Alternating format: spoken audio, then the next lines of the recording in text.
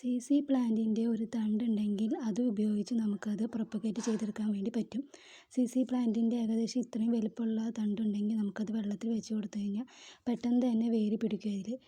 വേര് പിടിക്കുന്നതിനൊപ്പം അതിൻ്റെ അടിയിൽ ചെറുതായിട്ടുള്ളൊരു കിഴങ്ങ് രീതിയിലും ഉണ്ടാവും. അതിന് ശേഷമാണ് അതിൻ്റെ അടിയിൽ വേരുകൾ വരിക. ഇത് ഏകദേശം 4 മാസത്തോളമായിട്ട് ഞാൻ വെള്ളത്തിൽ വയ്ക്കുന്ന സി പ്ലാന്റ് വേണമെങ്കിൽ നമുക്ക് ഇതുപോലെ തന്നെ വെള്ളത്തിൽ ഈ ചെടി വയ്ക്കാം. ഇത് എത്ര കാലം വേണമെങ്കിലും ഇതിങ്ങനെ തന്നെ ഇരിക്കും.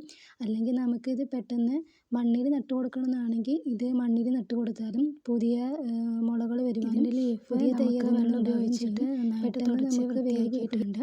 നമുക്കിത് ഇതുപോലെ തന്നെ ഗ്ലാസ്സിൽ വെള്ളത്തിലാക്കിയിട്ട് വെക്കാൻ വേണ്ടി പറ്റും. ഇൻഡോറായിട്ടും ഔട്ട്ഡോറായിട്ടും നമുക്ക് ഇത് വെക്കാൻ വേണ്ടി പറ്റും. ഞാനത് ഇൻഡോറായിട്ട് വെക്കുന്നുണ്ട്. അതുപോലെ ഇതുപോലത്തെ പ്ലാന്റ് തന്നെ ഞാൻ വേറെ ഔട്ട്ഡോറായിട്ടും വെക്കുന്നുണ്ട്.